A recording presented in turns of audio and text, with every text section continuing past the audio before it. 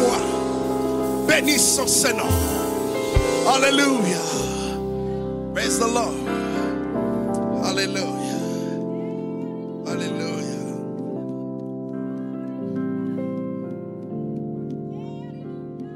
Precious name of God.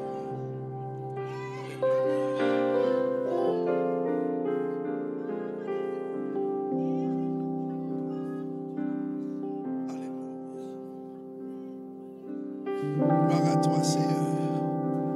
Alléluia. Dieu d'amour, nous allons parler en ton nom. Nous te demandons d'occuper ces offices pour que ta grâce soit manifestée en nous, Père Saint. Nous te prions dans le précieux nom de Jésus. À lui la gloire, l'honneur et la louange au siècle des siècles. Amen. Hébreux 12, verset 14. Recherchez la paix avec tous et la sanctification sans laquelle personne ne verra le Seigneur. Recherchez la paix avec tous et la sanctification sans laquelle personne ne verra le Seigneur. La semaine écoulée, nous nous sommes entretenus sur la notion de repentance et nous avons eu le privilège de voir ce que c'est que la repentance et d'essayer de vous dire de ne pas confondre toute tentative accompagnée de pleurs, accompagnée de regrets comme étant le fondement d'une repentance. La repentance, nous avions vu, c'est autre chose et c'est beaucoup plus profond. Et aujourd'hui, nous allons aborder un autre message, c'est celui de la sanctification, toujours en dialogue avec ce que nous avons vu la semaine écoulée sur la repentance. Je vais vous parler de la sanctification, un thème, je dirais, très mal abordé dans notre communauté. Il y a quelque chose qui est souvent dit, quand tu rentres dans une église haïtienne,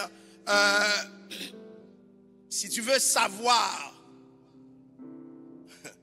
de quoi les messages ont l'air, il suffit généralement d'explorer ces thèmes. Le thème du péché à travers sa déclinaison sur la sanctification. Il y a une façon d'aborder le sujet dans notre communauté. Et bien même, beaucoup de gens disent, un vrai pasteur, c'est un pasteur qui peut prêcher du péché. Alors, c'est même de cette manière que notre communauté sanctionne les pasteurs. Nous établissons des catégories. Un vrai prédicateur, c'est un prédicateur qui prêche du péché. Et même, j'ai bien vu quelqu'un s'en prendre à la communauté chrétienne en disant, si vous êtes réellement chrétien, allez prêcher du péché si vous êtes capable. Et souvent, lorsqu'un prédicateur veut se faire respecter, les communautés qui ne comprennent même pas c'est quoi le péché, il suffit de prendre ces thèmes qui fait en sorte que, beaucoup plus de construire quelque chose, le prédicateur exprime une tension entre lui et le peuple. C'est-à-dire, tu regardes le prédicateur, c'est comme s'il est en train de combattre le peuple ici. Et on appelle ça, dans notre communauté, un excellent prédicateur. Et depuis que tu invites cet homme, il va prendre son marteau pour, comment dirais-je, pour frapper le péché terriblement. Or, le problème, c'est que malgré la surprésence de ces prédicateurs, notre communauté est restée la même. Et une chose que je dis souvent, et je vous demande de le considérer, une chose que je dis souvent, nous sommes à peu près 51% de protestants en Haïti, et même plus. Certains parlent de 60. Or, l'une des choses qui peut être facilement démontrée, c'est que malgré le fait que ces messages soient surabondants, le peuple est resté le même, ou même est devenu plus dur. Et j'aimerais que vous sachiez, chers amis, peu importe ce que nous aurons fait, si ce n'est pas la grâce de Dieu, peu importe le discours que nous aurons entretenu à l'église, il n'y a pas d'espace rempli de péché comme l'église. J'attends un seul amen. Je vous le redis encore. Il n'y a pas d'espace aussi rempli de péché que l'église. C'est l'un des rares espaces où lorsqu'on rentre, on ne nous demande pas de CV. On ne te demande pas ce que tu as fait dans ton passé. On ne se préoccupe pas de ces choses-là. Donc à l'église se trouvent toutes sortes de personnes. Et si ce n'était pas la grâce de Dieu, une grâce non avilissante, nous serions étonnés ce matin, il n'y aurait peut-être personne à l'église. Et j'ai vécu quelque chose, je vous en ai parlé, un pasteur qui prêchait et puis il a mis comme un rouleau devant. Et puis il a dit, je donne défi à n'importe quelle personne qui se dit chrétien à l'église, n'importe quel leader, de passer sur ce rouleau. Pour passer, il faut n'avoir jamais été un adultère. Si vous avez déjà commis l'adultère, vous passez ici, c'est pour mon Dieu tout. Il a lancé son défi à l'église. Et puis, les gens le regardaient. Et comme il a vu des gens qui avaient envie de venir, il a dit, même l'adultère dans la pensée, si tu as déjà pensé à ça, ne traverse pas. Et puis lui, qu'est-ce qu'il a fait? Il a traversé. Et puis il lançait le défi à l'église.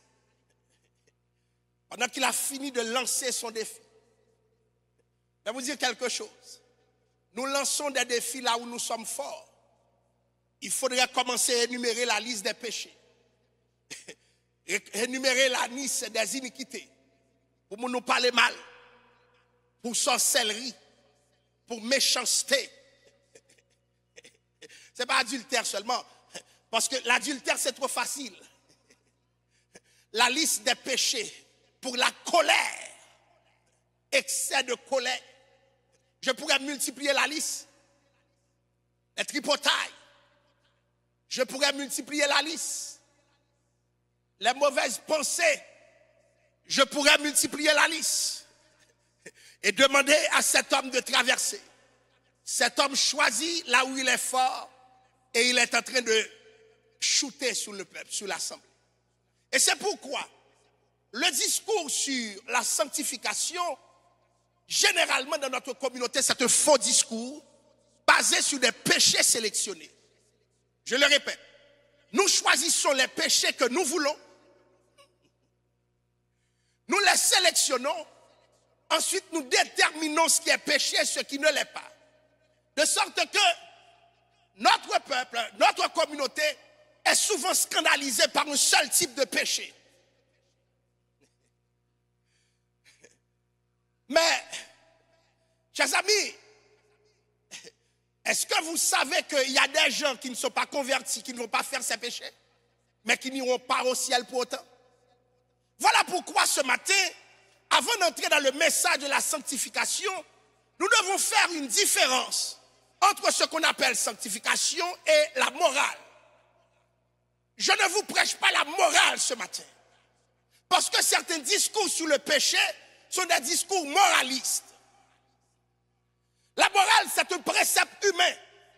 Tu n'as pas besoin de Dieu pour être moral. Et il y a des gens, chers amis, qui ne connaissent rien de l'évangile, qui ne vont jamais voler. Il y a des gens qui ne connaissent rien de l'évangile, qui sont fidèles à leur partenaire. Il y a des gens qui ne connaissent rien dans l'évangile, qui ont une ligne de vie vraiment sincère. D'ailleurs, nous avons un exemple éloquent. Lorsque l'homme riche est venu devant Christ, il a dit, j'ai observé toutes ces choses d'Emma. Et pourtant, chers amis, ce n'était pas un homme sanctifié. Alléluia.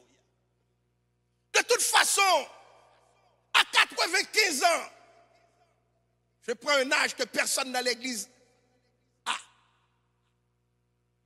À 95 ans, est-ce que tu peux commettre l'adultère?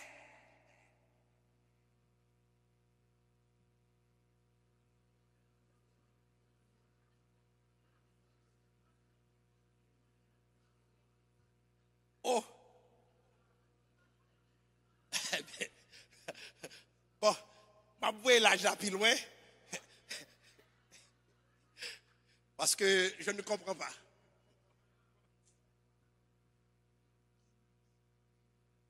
À un moment donné, il y a des fonctions de ton corps qui ont péri.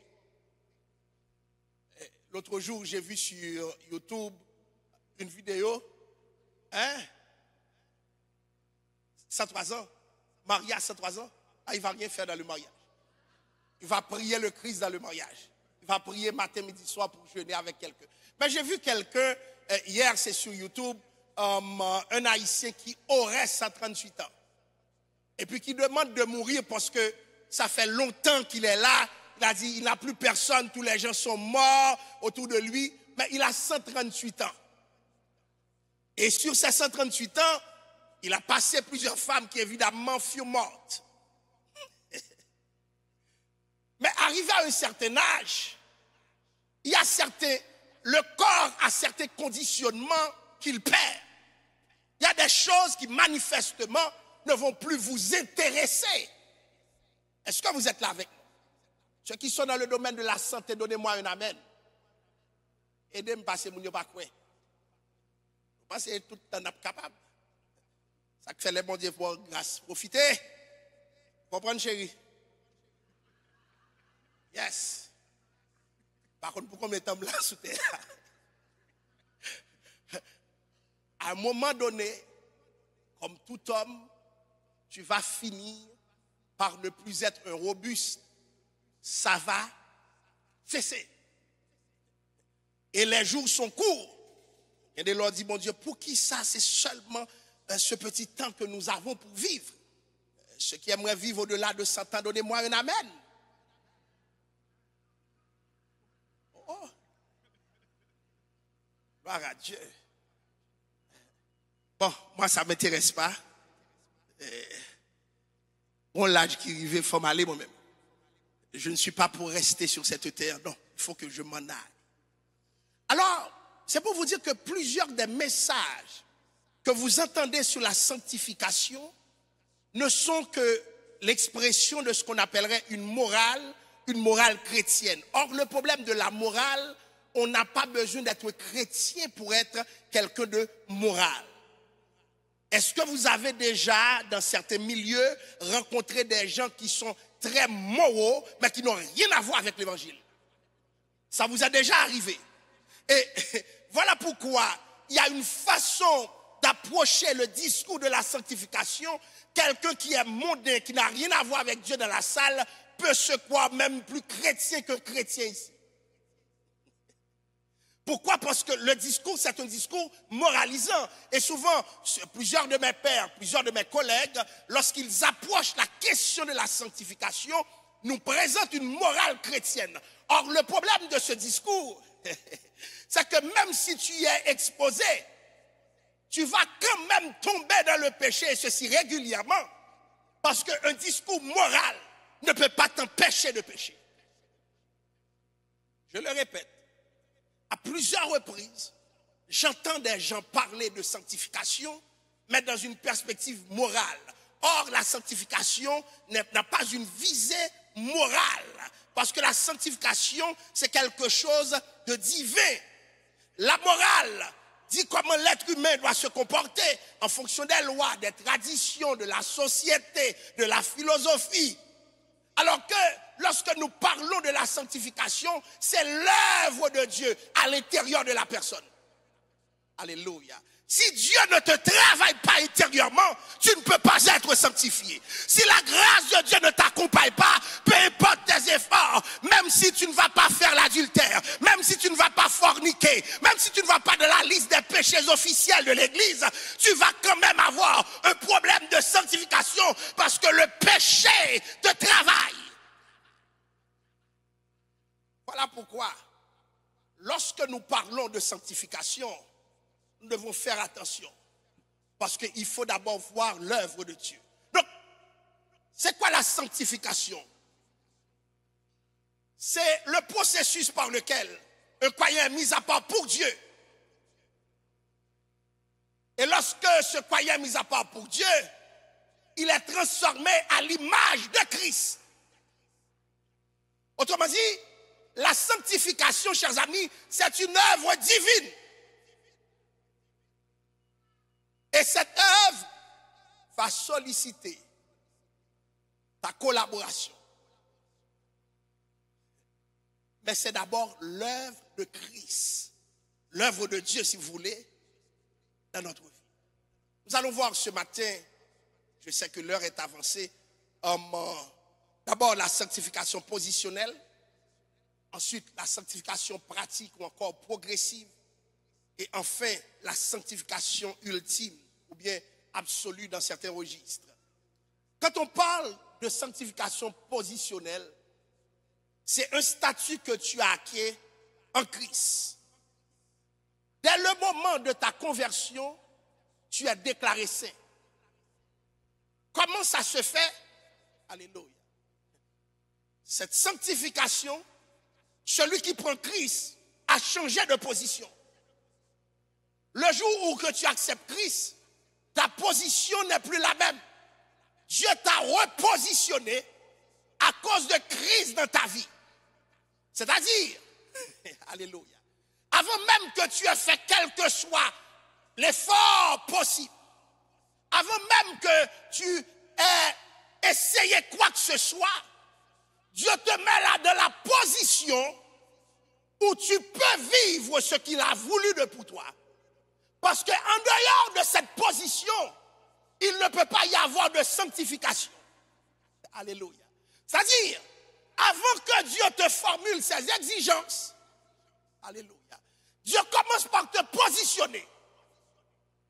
Est-ce que je peux demander à quelqu'un de me donner l'argent s'il n'a pas d'argent?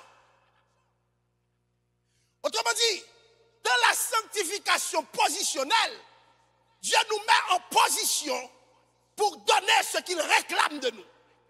Alléluia. Combien de personnes Dieu a positionné ce matin? Et c'est à cause de la position que Dieu peut te faire des exigences. Parce que Dieu a des ressources pour nous. La Bible dit, dans 1 Corinthiens 1er verset 2, à l'église de Dieu qui est à Corinthe, à ceux qui ont été sanctifiés en Jésus-Christ, appelés à être saints, et à tous ceux qui évoquent en quelque lieu que ce soit le nom de notre Seigneur Jésus-Christ, leur Seigneur et le nôtre. À l'église qui est à Corinthe, à ceux qui ont été sanctifiés en Jésus-Christ. Nulle part de la sanctification positionnelle, j'ai fait un effort pour cela. Dieu commence avec tes exigences une fois qu'il t'a positionné. Et j'aime dire aux gens, lorsqu'Israël était en Égypte, est-ce que Dieu a réclamé un culte? Parce que le peuple est dans l'esclavage. Mais une fois que Dieu a déplacé le peuple, alléluia, les exigences de Dieu ont changé. Quand tu étais dans le monde, il y a des choses que Dieu ne te disait pas. Il y a des choses que Dieu ne t'imposait pas. Mais une fois que Dieu t'a ôté du monde, Dieu commence à te faire des exigences. Tu ne peux pas vivre comme tu veux. Alléluia. Parce que Dieu t'a repositionné. C'est la sanctification positionnelle. La Bible dit, dans Hébreux 10, verset 10, c'est en vertu de cette volonté que nous sommes sanctifiés par l'offrande du corps de Jésus-Christ, une fois pour toutes. Donc, Dieu nous met une fois pour toutes dans une position. Et c'est pour cela que, alléluia, glory to God, je dis souvent à ceux qui sont à l'intérieur de l'église, ne vous comparez pas à ceux qui sont à l'extérieur. Il y a des gens qui sont à l'extérieur, je les ai vus pécher. Et pendant qu'ils pêchent, ils sont en train de prospérer. Pendant qu'ils pêchent, on dirait c'est à ce moment même que leur vie est plus facile. Ils se la coulent très douce. Pourquoi? Parce qu'ils n'ont jamais été positionnés. Ce n'est pas une morale que nous faisons. Mes chers amis, n'occupez pas d'autres personnes qui font ce qu'ils veulent. Dieu a autorité sur ta vie parce qu'il t'a positionné. Dieu a autorité sur ta vie parce que tu étais dehors. Maintenant tu es dans son sein. Tu es dans sa communauté. Il y a des choses qui ne peuvent pas être nommées dans l'église du Seigneur. Parce que nous sommes des croyants, parce que nous sommes convertis. Il y a un code de vie qui doit dépasser le monde parce que nous connaissons Dieu.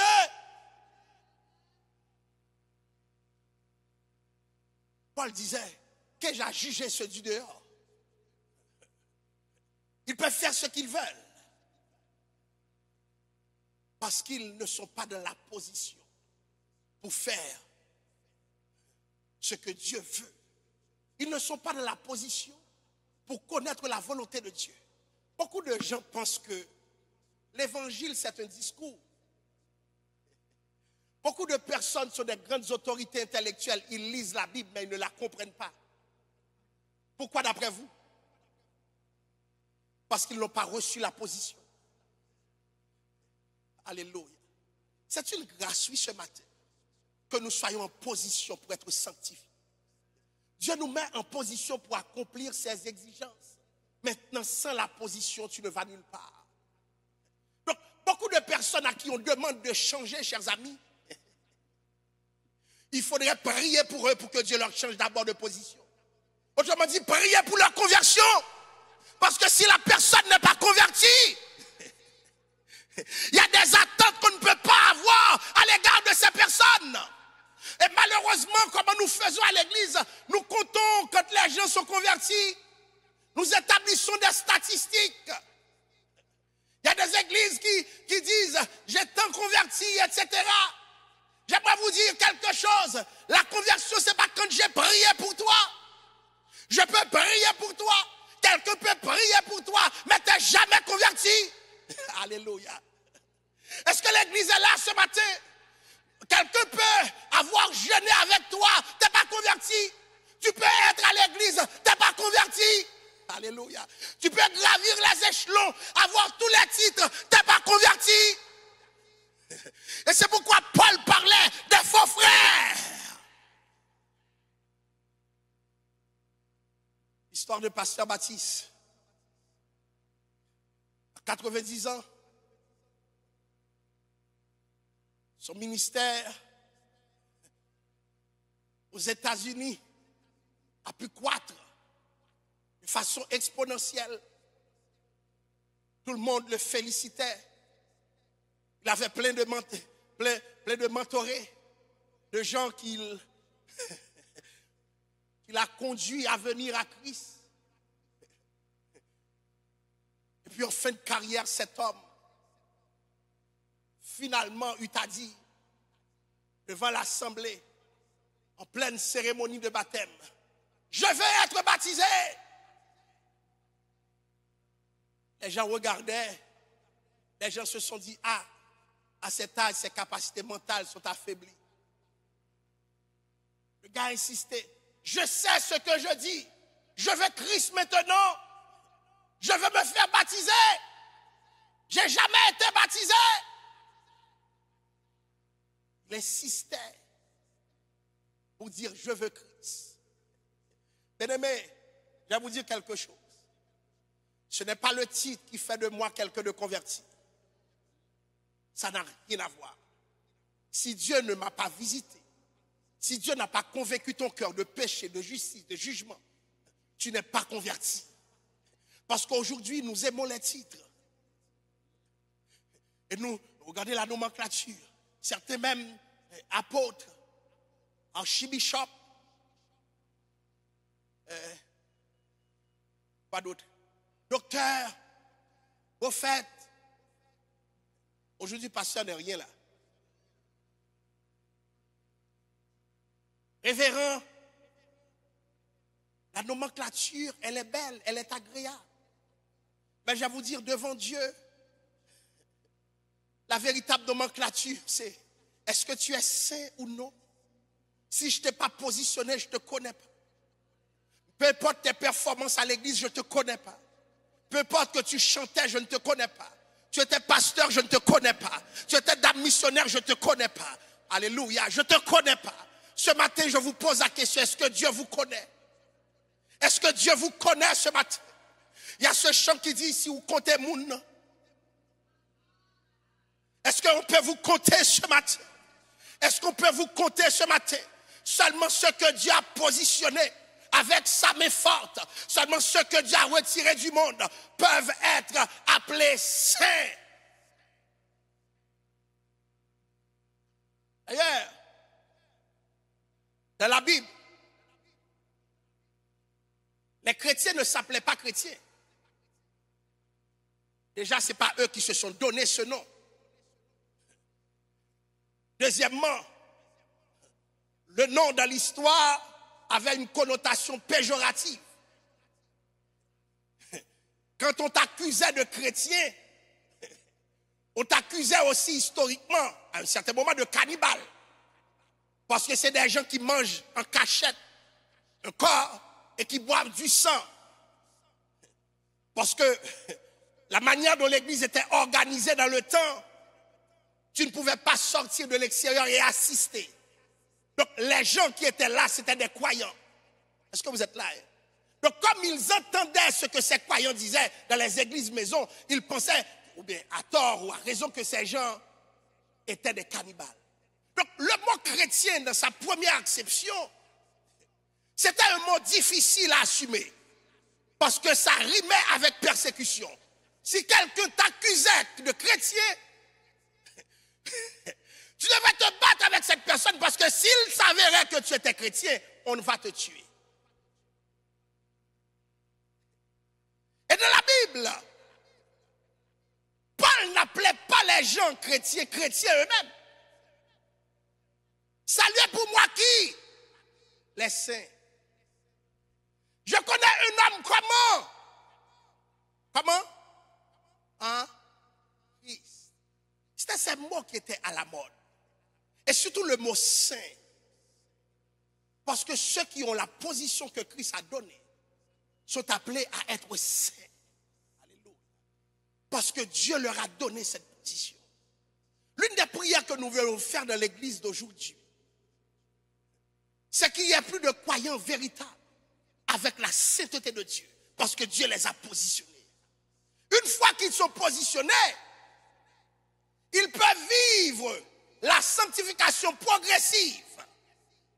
Quand la Bible dit rechercher la paix avec tous et la sanctification, le texte ne dit pas sans lesquels.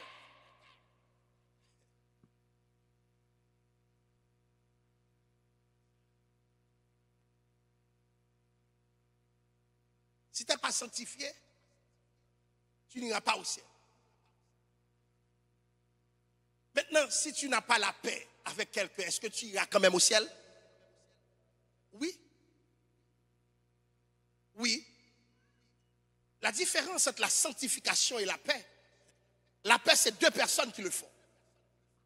Mais la sanctification, c'est toi et Dieu. Donc la sanctification est du domaine du sacré. Donc une autre personne ne rentre pas dans ta sanctification. Alléluia. Maintenant, le mot rechercher, ce que Dieu a positionné, doit rechercher la paix. Dieu t'a positionné, sanctification positionnelle. Une fois que tu es positionné, tu dois vivre ta responsabilité de sanctification. Alléluia. Chers amis, si ceux du dehors peuvent faire ce qu'ils veulent, comme ils veulent, avec une parfaite méchanceté, ceux à l'intérieur de l'église n'ont pas ce droit. La Bible dit les méchants ne résisteront pas au jour du jugement, ni les pécheurs de l'assemblée des justes. Il y a des droits que j'ai perdus. Alléluia. Parce que je fais partie de la communauté. Écoutez,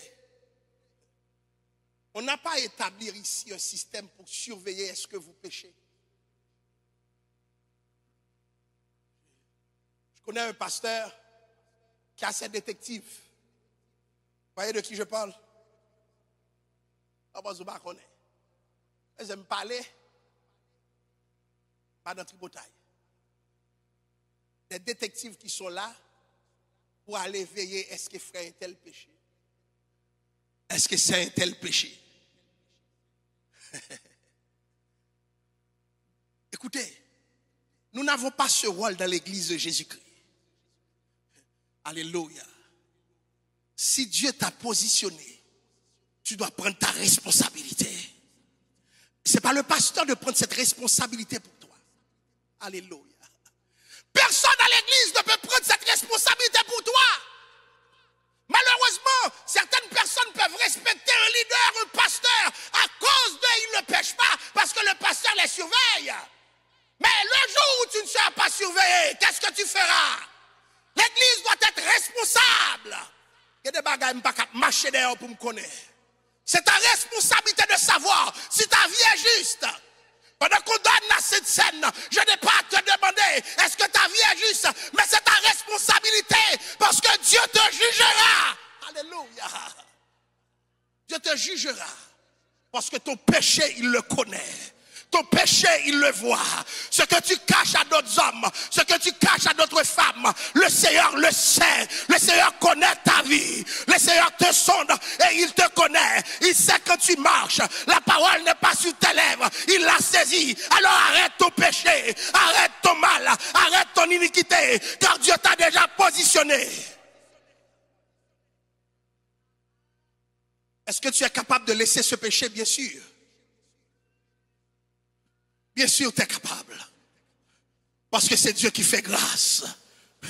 Dieu ne t'a pas positionné pour être bloqué ce matin. Je ne sais pas dans quelle addiction tu es rentré. Mais Dieu ne t'a pas positionné pour que ce péché triomphe de toi. Dieu ne t'a pas positionné pour que ce péché te détruise. Dieu ne t'a pas positionné pour que ce péché t'avilise. Attention! Alléluia. Pendant que je vous parle, alléluia. T'es élevé avec un groupe d'amis. C'est triste, bien-aimé. Lorsque l'ennemi cherche toujours quelqu'un qui peut faire un gros scandale. T'es élevé avec un groupe d'amis. Plusieurs d'entre eux prêchaient l'évangile. Et il s'est introduit quelqu'un au sein de l'église. Une belle demoiselle qui affirmait avoir laissé le couvent parce qu'elle était catholique. Elle est venue devant nous avec un discours. Le discours, c'est quoi? Parce que je ne veux plus prier Marie, on m'a mis dehors. Et nous autres, en bons protestants, l'évangile pas discours, attendez. L'évangile, ce n'est pas un discours. En bons protestants, nous attendons cela. Ah, parce que tu as refusé Marie, on l'a accueilli. Bien-aimé, pendant ce temps, je dois commencer par la réunion. Parce que moi, je ne savais pas. La demoiselle me demandait tout le temps de venir la visiter. Comme j'étais toujours occupé, je ne pouvais pas venir. Elle me demandait de venir chez moi. J'ai une autre éthique de vie. Quand j'étais jeune, ma mère n'est pas comme celle que tu voyais là. Hein. Pour le moment, je me dis, jeune fille, ça m'a l'aide pour même sauter dans elle, vient chercher garçon. Il y a des principes que tu as dans ta maison, il y a des valeurs, il y a des choses qui ne peuvent pas rentrer dans chez toi. C'est important, hein? Il y a des gens qui sont des parents, vous n'avez aucune discipline, vous laissez la maison n'importe comment et puis le péché prospère dans ta maison. Le jour où tu le regretteras, ce sera trop tard. La maison doit être un lieu de discipline. Est-ce que vous êtes là, hein? Je suis venu dans une rencontre, pourquoi? Parce que le monsieur aurait 2 copines à l'église en même temps. Et puis, à ma grande surprise, qui est la copine de monsieur? L'ancienne mère et sœur, comment on dit dans l'église catholique? Ah bon, l'ancienne chère sœur là, qui insistait Il tellement persisté, me dit tête moi, il combat dans tête li. Mais l'aime songer c'est Mélier me dit il pas gagner dans tête li. Et pourtant et puis pendant qu'on est dans la rencontre, notre fille commençait à dire depuis que cette demoiselle est venue, c'est pour ménage tout le monde l'église là.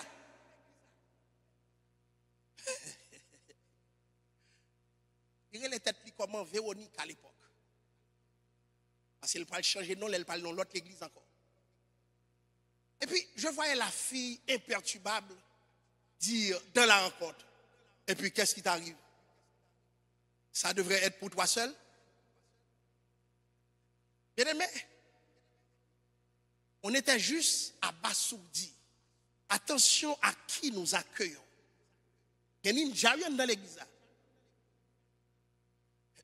Bien aimé, elle était là, prête à battre la fille qui discutait, prête à battre tout l'environnement qui était là, sauf que pas seulement même ces bandits, il t'a battu avant. Et puis, on regardait, on a posé la question à l'autre fille, mais qu'est-ce qui se passe? Comment ça on dit, ou pour ton accusation comme ça? Il dit, un tel lavel, un tel lavel, un tel lavel, nous le savons tous.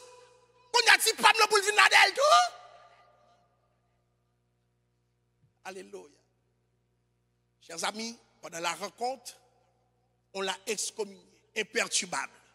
Le jour même, on l'avait fait descendre chez une sœur, elle a laissé la maison de cette sœur-là, cette servante de Dieu, et puis elle s'est rendue dans une autre église sous un autre nom, avec un autre discours, et puis elle a venu encore, m'a dit nos bagailles, Rob Fissa, il m'a juste sous pied. Mais comment pour ne pas prendre un bagage ça? Je vais vous dire quelque chose. Si c'est l'apparence va vous tromper. C'est Dieu qui doit changer quelqu'un pour de vrai, chers amis. Parce que certains s'introduisent parmi nous. Ils savent c'est quoi nos discours moraux, nos codes moraux. Alléluia. Ils connaissent ce discours, ils l'ont décrypté. Écoutez, chers amis. La personne qui paraît mal, nous fait le plus confiance. Parce que ça, on a ça. Mais nous, qui bien soyeux. Pour Kembel, ça prend la grâce de Dieu. Et c'est pour cela que quand l'église accentue, c'est code vestimentaire, c'est si c'est là. Bon, bah, l'église pour qu'on comprenne. Le diable s'introduira avec une cravate. Et si c'est une femme avec une jupe longue, et comment tu vas discerner? Et c'est pour cela que je dis, alléluia, laissez le Seigneur travailler l'intérieur des gens. Prions Dieu pour que les âmes soient touchées. Prions Dieu pour que les cœurs soient touchés. Parce que l'église aussi est un lieu de dégâts. Et je vais vous dire quelque chose. Personne n'est mieux qualifié que les gens d'église pour couvrir le péché. Alléluia. Tu vois que bon monde d'ailleurs facilement. Mais l'église, quand le péché est en train d'être couvert, il y a une collaboration. Parce que l'iniquité donne l'intelligence du diable. C'est pour cela que ce n'est pas une moralité que nous devons prêcher. Nous devons demander à Dieu, alléluia, de transformer les gens à l'église. Je prie le Seigneur pour un réveil à l'église de Dieu de la prophétie Montréal Nord-Ouest. Il faut un réveil spirituel. Nos services seront plus simples. Nos services seront plus faciles. Parce que des fois à l'église, nous sommes en train de combattre le péché. Ouais, service la maro, par contre, pour qui ça le marre? Souvent, c'est le péché de l'église qui monte avant nos adorations. Et le Seigneur ne peut pas accueillir cela parce que le péché monte, le péché prend sa place. Nous devons prier le Seigneur pour que le péché soit dominé, pour que la grâce puisse surabonder, sachant que le péché sera toujours là. Mais là où le péché abonde, la grâce surabonde. Ce n'est pas la morale que nous voulons prêcher ce matin. Nous voulons demander à Dieu ce que tu as positionné. Alléluia. Fais en sorte qu'ils vivent selon la position que tu leur as donnée. Parce que l'ennemi a un plan d'avilissement. L'ennemi veut finir avec moi. L'ennemi veut finir avec toi. L'ennemi veut nous détruire de l'assemblée. Et qui que nous soyons, nous sommes concernés ce matin. Prions Dieu pour la sanctification de son peuple. Priez mon Dieu pour que mon mouvement de sanctification ici, parce que le péché ne doit pas prospérer parmi nous. Alléluia, la Bible dit, vous n'avez pas encore lutté jusqu'au sang en résistant contre le péché. Demandons à Dieu la grâce de résister, parce que ce n'est pas facile de se tenir en face du péché. Ça prend la grâce de Dieu. Cela dit, les gens qui ont grâce de Dieu à pécher, ce n'est pas grâce de Dieu soit fait. Les gens qui ont prié à pécher, est-ce pas prier ça qui a passé même? Nous sommes rendus après la pandémie à une église en dimanche. Et c'est ce qui me fait mal. Il y a des visages, c'est chaque dimanche qu'on peut les voir. Cellule de prière, il n'y a pas là. Dames, il n'y a pas là. Les hommes, il n'y a pas là. La jeunesse, il n'y a pas là. Dimanche matin, il y a là. Pourtant, j'ai une force pour vous m'empêcher même. Je vous le pose, cette question. Je vous la pose. Comment, où est-ce que vous trouvez la ressource nécessaire pour lutter contre le péché? Bien aimé, il y a un phénomène là. Je vais finir avec ça. Tu peux chuter pendant que tu es toujours à l'église.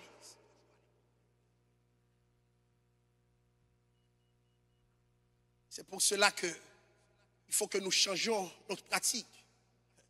On a privé souvent en 40 jours. Il faut prier. Il faut que le peuple trouve le temps de prier. Nous ne pouvons pas être une église en dimanche et espérant couvrir le péché. Moi, senti péché qui est couvrir l'église là. Parce que l'église n'est pas dans la prière. L'église n'est pas dans la prière. Je me pose la question, et ces dames qui ne sont pas dans la prière? Et ces hommes qui n'ont jamais monté la ligne? Et ces jeunes qui ne sont jamais dans les temps de prière? Où êtes-vous ce matin?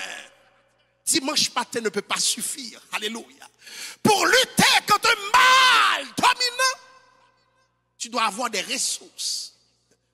Parce que, je vais vous dire, il y a des services où fin vivre, il y a des péchés où pas le faire tout de suite dehors. Est-ce que l'église est là? Il y a des prédications que tu finis de les entendre. Tu sens la parole de Dieu à l'intérieur de toi. Il y a des choses que tu ne vas pas faire. Tu peux vivre mieux ta sanctification progressive. C'est pour cela que c'est une douleur pour moi, pasteur. Des fois, je vois le service. Je sais très bien, si le peuple ne se sanctifie pas, si le peuple ne vit pas une vie de sanctification, il y a des bagailles, mon Dieu, pas prêt pour le faire. Est-ce que vous croyez que Dieu peut changer le peuple ce matin? Est-ce que vous croyez que Dieu peut sanctifier son peuple ce matin? Est-ce que vous croyez que Dieu peut vous donner le courage de vivre votre sanctification ce matin? Que le Seigneur puisse vous bénir. Que le Seigneur puisse vous accompagner. Que le Seigneur puisse vous transformer. Que la paix du Seigneur soit avec vous.